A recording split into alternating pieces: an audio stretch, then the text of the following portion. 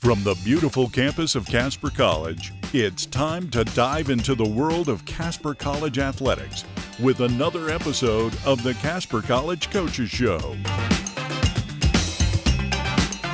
Now here's your host, Phil Kohler.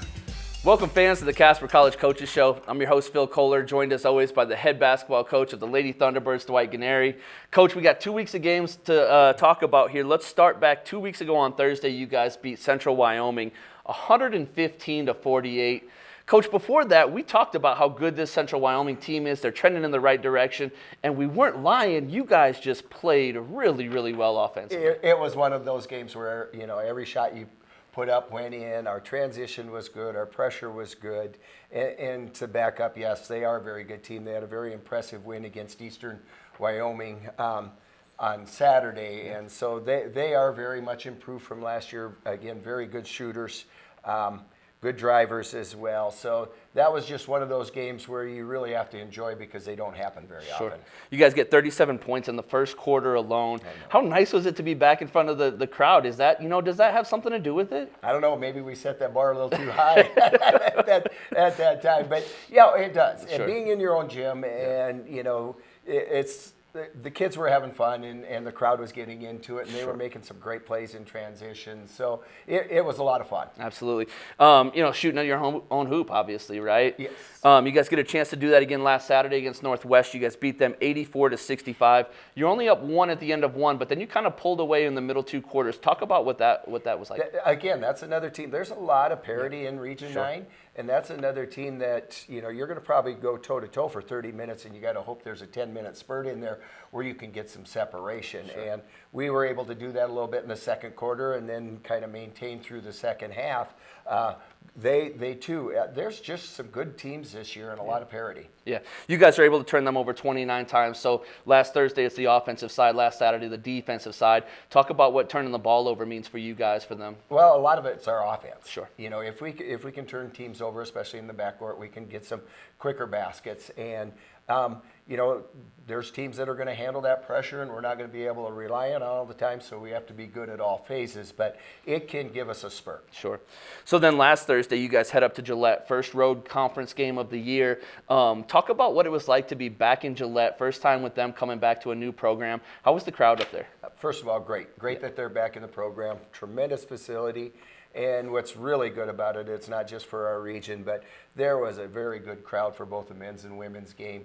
And that community does support their athletics. Sure. And I know it's a rival at the high school level especially, and it is to a degree here at the college level and stuff. But it is really good to see. Those fans were very supportive and glad to have basketball back at Gillette College. Absolutely. And you guys come out, you score 32 points in the first quarter, another big first quarter performance.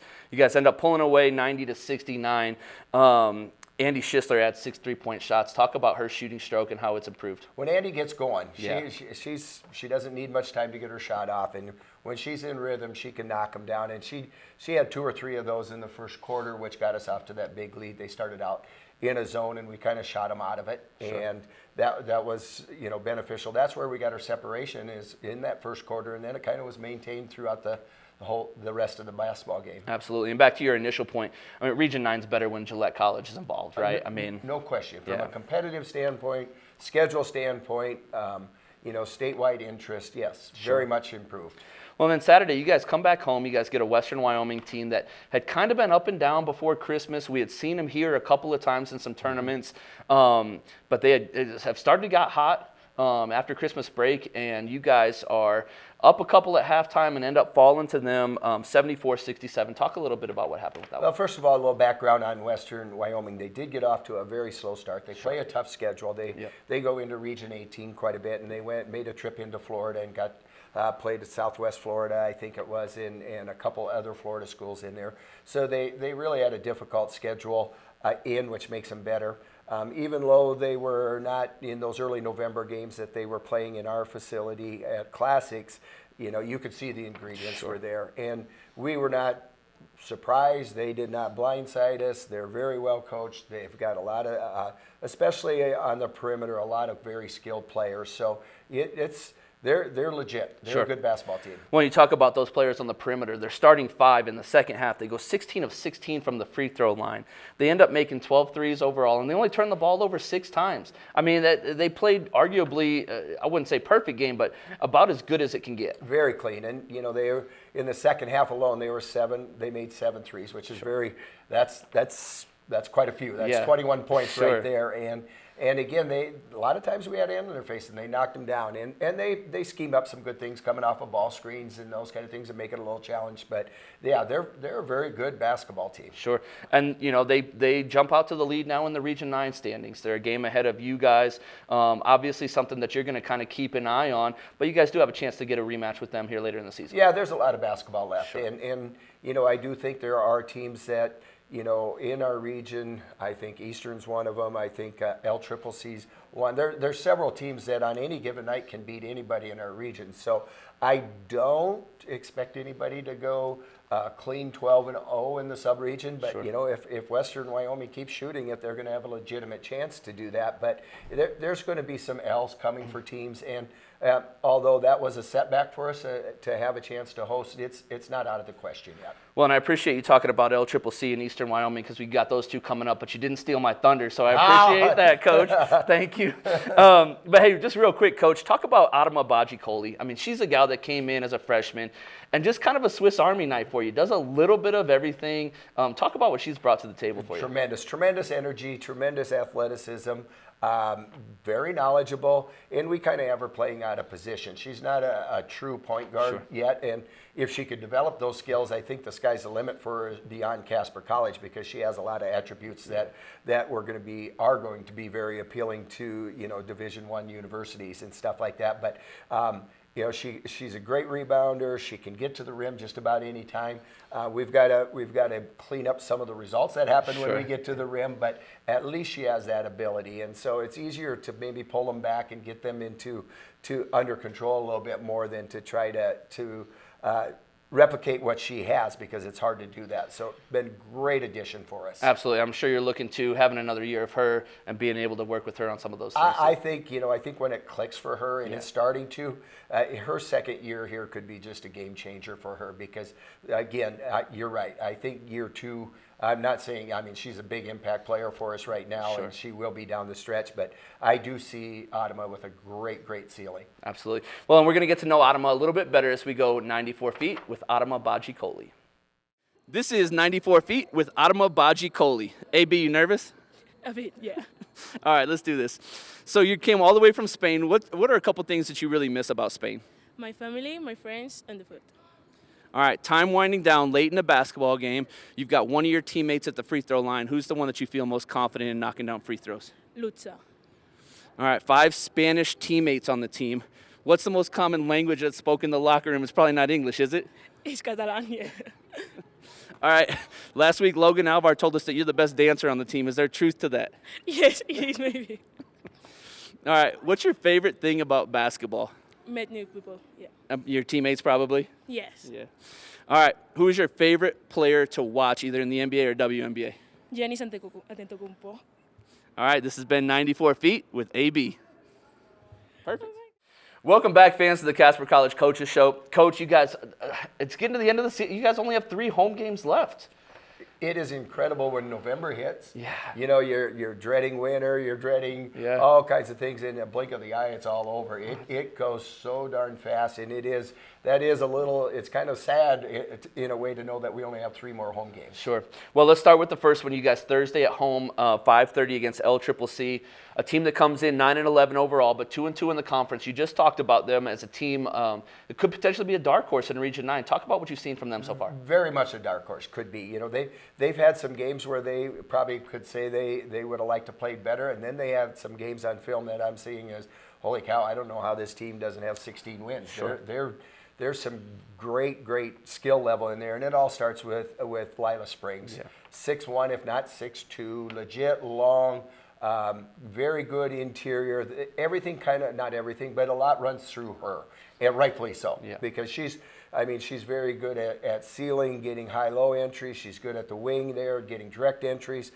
They lob very well to her. She's very difficult to stop one-on-one, and so it starts with her, and then Tuelu is a very good point guard. She, one thing that we got to do is we got to keep her off the free throw line. She's already been to the free throw line 133 times, and our highest is Autumn at 60. Yeah, wow. So that's well over 2 times the amount. So it's going to be critical to contain her and keep her off the free throw line. And then they got a couple good shooters with Lovelock and McGowan, so they're going to be a handful. Sure. Well, you talk about Springs on the offensive side of the board.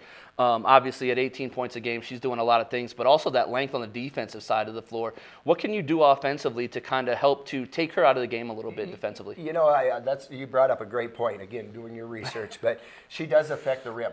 She doesn't just affect her one-on-one matchups. She affects when we attack the rim, and we'll have to create some space there. We've got some ideas of how we want to do that. Sure. And, I think one thing that we do have that is a big advantage is, Lutza and Paula, they can stretch the floor and go out there and that'll be a little bit, we're going to try to make them guard away from the basket some to at least clean some of that area. Yeah, absolutely. A team that's coming in, they've won 2 in a row, both on the road, so they're familiar with playing on the road. Coach, give us one key for Thursday, 5:30 here at Casper College. We're not going to shut down Springs, but we can't let her blow up. Absolutely. We can't have her get into that 30-point because they have enough offense from their other players. Maddie Jones is another good scoring point guard that'll come in. And so, we can't let her have a career night. And then we just got to defend everybody else to the best of our abilities. Sure, and she's, Spring's very capable of having that big night. Absolutely. So certainly slowing her down is going to be a big one for you guys. So then moving to Saturday, you guys get Eastern Wyoming. The other team that you talked about is being kind of a dark horse. 2 o'clock Saturday. They come in 9-12 overall, but they're 3-1 in conference right now, tied with you guys for second place. What have you seen from the Lancers? They're very similar to Western Wyoming as far as they stacked up quite a few losses early in November and December, and they made a road trip out to Arizona and played pretty well in there. And they went to New Mexico and played New Mexico Junior College. Didn't win that game in there, but again, playing good competition, played Salt Lake, and they just kept getting better and better. And so they're very similar as far as we can't get deceived by their overall record. It's what's happening currently because that's the team there are. Again, they're also a little bit similar like Western Wyoming. It's what makes this fun, but going in on Thursday night against LCCC, our key focus, or one of our main focuses, interior with Springs. Yeah, of course. And then we got to flip back out to the perimeter with Eastern Wyoming because they're a dribble drive team. They can shoot the 3. They have 6 different individuals that I would say are legitimate 3-point threats. Sure. I don't think they have the percentages of Strauss and Eddy, et cetera, Ekstrom from Western Wyoming, but very legit. So we're going to have to flip the script and go back into that type of a defensive effort. Well, and I tell you, Coach, as a coach, I'm sure it gives you a headache, but as a fan, I mean, what a great opportunity to come out and watch so many different styles of basketball in Region 9. I mean, you get teams that press, that don't press, that zone, that don't zone, perimeter, post. I mean, so many different looks that we get from Region 9 this year. It is, and I think this is probably the best parity that we've had. There's usually 1 or 2 teams towards the top, or 3 maybe, and then a fall off, but there isn't. There isn't a fall off this year, and so yes, it is. And I'm glad you mentioned our fans. We just had great support so far this year, and it's obviously disappointing when you don't win and period, but it does sting a little extra when we got great fans. I hate to come up empty in front of them because they've been great for us. Yeah, and it was a really great crowd all last week when you guys were here. So, Coach, you talk about with you guys tied with Eastern Wyoming, looking at that Region 9, you guys, the Region 9 North is hosting the conference tournament this year. We've talked at length on this show about the importance of getting that number 1 overall seed or the 1 or 2 so that you get that bye. It's kind of the mantra of make sure you take care of business at home and then try to get some steals on the road. It is, and it's very, very important that we don't look big picture right now. We have to be 100% focused on LCCC. If we're assuming we're going to get this win and then really put all our eggs in the basket for a Western Wyoming rematch, we're going to have more than 1 loss when we go to Western Wyoming. So it is what's in front of you right now is really, really true. And Thursday night's going to be the first first main important game. Absolutely. Well, Coach, give us one big key for that game on Saturday against Eastern Wyoming. You talk about their perimeter plays that kind of try to slow them down, or do you have more of a focus on what you guys are trying to do offensively? Well, I think, if I was going to say on our preliminary scout right now, the two things that I think that are going to, I know you asked for one, sorry. No, it's okay. But we're going to have to handle their backcourt pressure. Sure. They probably press as much or more than anybody in the region. Western Nebraska is probably right up there. So they're going to put a lot of emphasis on defending 94 feet. And then again, they're a good dribble drive shooting team. So our half court ball containment and getting out to the shooter is going to be critical. Great opportunity for you guys to get better this week. It is, and you'd love to get the wins on it, but that's the reality is how good can we be by Region 9 tournament time? We'd love it in our gym, but the reality is we're not going to probably get ranked high enough to get in that large bid. It's all about preparation and getting this team ready for the postseason. Absolutely. Well, Coach, we're looking forward to watching it. Fans, Thursday, 5:30 here from Sweet Erickson Gymnasium against LCCC, and then Saturday, 2 o'clock against Eastern Wyoming. Coach, best of luck to you this week. Appreciate you always, Bill. Absolutely. Well, and fans, make sure you get out and watch this team because they are really fun to watch, and they need a couple of big wins this week. So, fans, always remember, shoot for the stars, because even if you miss, there's always a chance for an offensive rebound. Thanks for joining us.